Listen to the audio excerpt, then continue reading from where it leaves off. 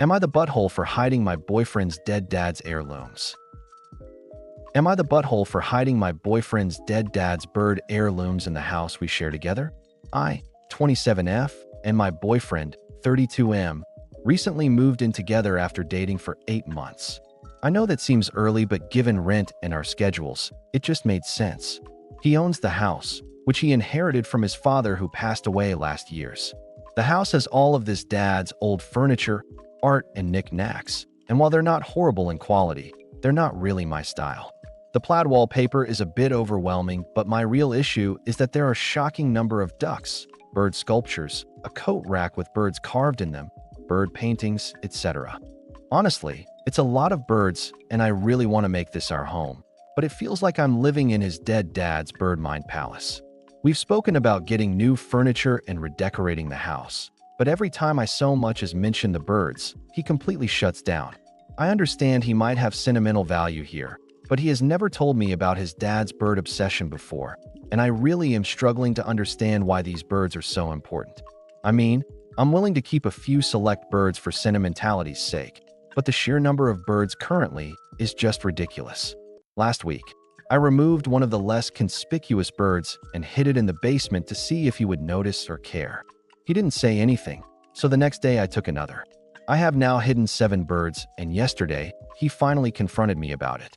I came clean but said that if it took him so long to notice, then why does it matter so much that we keep them all? He started yelling about how heartless I am and how I am debasing his dad's memory.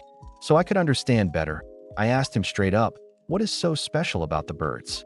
And he said, if you can't get that now, you never will. We haven't spoken since last night. I don't want the birds to get in the way of our relationship, but I really don't want them in my home. I think I'm the butthole for hiding the birds instead of talking to him about it. I also think maybe I forgot something about his dad, which makes me an even bigger butthole. Am I the butthole for hiding them? Am I the butthole for rejecting my sister's wedding because I chose my cat over being her maid of honor? A few days ago, my sister, 28, asked me to be her maid of honor at her wedding. We've always had a somewhat tense relationship, but I never thought I would turn her down until she told me the wedding would be on a private island in a tropical paradise, and we'd have to stay there for a week. The thing is, my cat, who has been my companion for years, is seriously ill. The vet has said he doesn't have much time left, and they've recommended I spend as much time with him as possible before he passes. Yesterday, my sister insisted once again that I be her maid of honor, but after talking to my vet, I decided that what matters most to me right now is being with my cat. I explained to my sister that I couldn't attend her wedding because of this reason.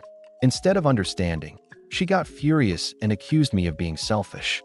She said this was the opportunity of her life, and I was missing out on a once-in-a-lifetime event for something as trivial as a cat. She told me if I didn't go, she no longer wanted me in her life. I explained that I couldn't just leave my cat in this condition, and if I had to choose, I would choose him without hesitation. But I can't help but feel like maybe I could have handled this better. I don't know if I'm being irrational, because she's really hurt, and I feel like maybe my priorities are wrong. Am I the butthole for rejecting being her maid of honor for my cat?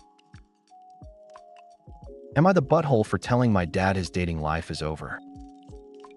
I 21F live with my dad, 60 seconds, and little brother, 17.